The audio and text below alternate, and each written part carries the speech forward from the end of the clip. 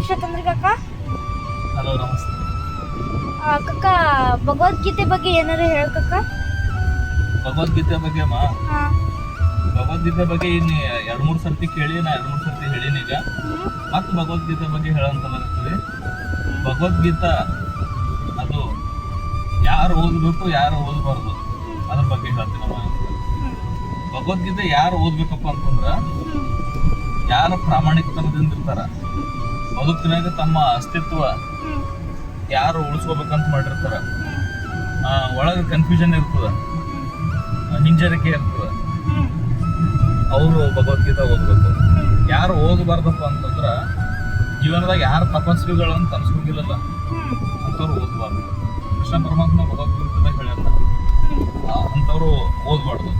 ಯಾರು ಕೃಷ್ಣನ ಬಗ್ಗೆ ಟೀಕಾ ಮಾಡ್ತಾರಲ್ಲ ಅವರು ಭಗವದ್ಗೀತಾ ಓದಬಾರ್ದು.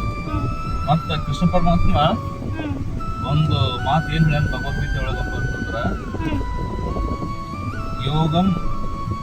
ಯೋಗ ಕರ್ಮಸು ಕೌಶಲ್ಯಂ ಅಂತ ಒಂದು ಮಾತು ಹೇಳ್ತಾನ. ಏನ್ ಹೇಳ್ತಾನ? ಯೋಗ ಕರ್ಮಸು ಕೌಶಲ್ಯಂ. ಕೌಶಲ್ಯಂ ಅಂತಂದ್ರ ಸ್ಕಿಲ್, ಕರ್ಮಪ್ಪ ಅಂತಂದ್ರ ಕೆಲಸ. ನಾವ್ ಏನ್ ಮಾಡ್ಬೇಕಪ್ಪ ಅಂತಂದ್ರ, ನಾವು ಮಾಡುವಂತ ಕೆಲಸದಾಗ ಸ್ಕಿಲ್ಸ್ ಇರ್ಬೇಕು, ಅಂದ್ರೆ ಪರ್ಫೆಕ್ಟ್ ಇರ್ಬೇಕು ಅಂತ ಭಗವದ್ಗೀತೆ ಒಳಗೆ ಕೃಷ್ಣ ಪರಮಾತ್ಮ ಹೇಳ್ತಾನೆ. ಏನ್ ಹೇಳ್ತಾನ? ಯೋಗ ಕರ್ಮಸು ಕೌಶಲ್ಯಂ.